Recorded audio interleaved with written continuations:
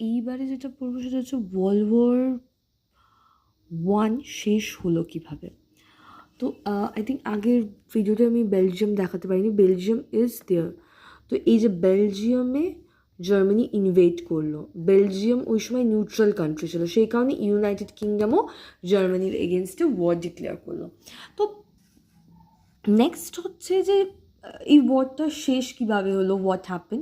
তো আমরা যেটা জানি, আমরা অ্যাটলিস্ট যাদের বেসিক একটা আইডিয়া আছে হিস্ট্রির ব্যাপারে, তারা জানে কি অ্যালাইড পাওয়ার, অর্থাৎ যেটা Russia, Britain, France, USA, Italy, Japan, Austria সব একসাথে ছিল, তারাই জিতেছিল। বাট এই সময় এই যে জিতলো, জেতার পর কি হয়েছিল, that is more important for us.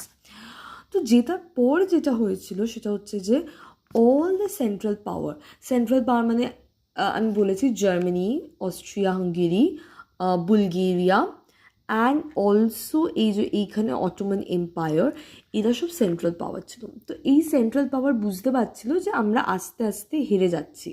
তো ওরা কি করলো, ওরা যেটা করলো সেটা হচ্ছে যে ওরা আস্তে আস্তে আর্মস্টাইজ মানে হচ্ছে যে ওরা একটা এগ্রিমেন্ট সাইন করতে শুরু করছে আস্তে আস্তে, যাতে এই ওয়ারটা এন্ড হয়। তো ফাইনালি জার্মানিও করলো এবং জার্মানি ডিড ইট ইন 1980।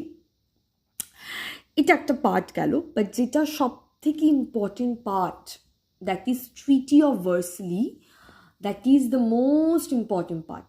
কেন? কারণ ট্রিটি অফ ভার্সলিতে সব দেশেরা, মেনলি অ্যালাইড পাওয়ার লিড করছে এবং 32 কান্ট্রিজ সেখানে গিয়ে ঠিক করলো যে কীভাবে ওয়ার্ল্ডে পিস আনা যায়।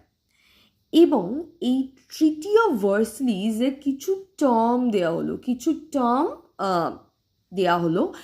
মেন যে জিনিসটা আমাদের খুব ইম্পর্টেন্ট, যে এখানে জার্মানিকে ব্লেম করা হলো, যে জার্মানির জন্যই ফার্স্ট ওয়ার্ল্ড ওয়ারের শুরু এবং ফার্স্ট ওয়ার্ল্ড ওয়ারের যে বারবারন্ত।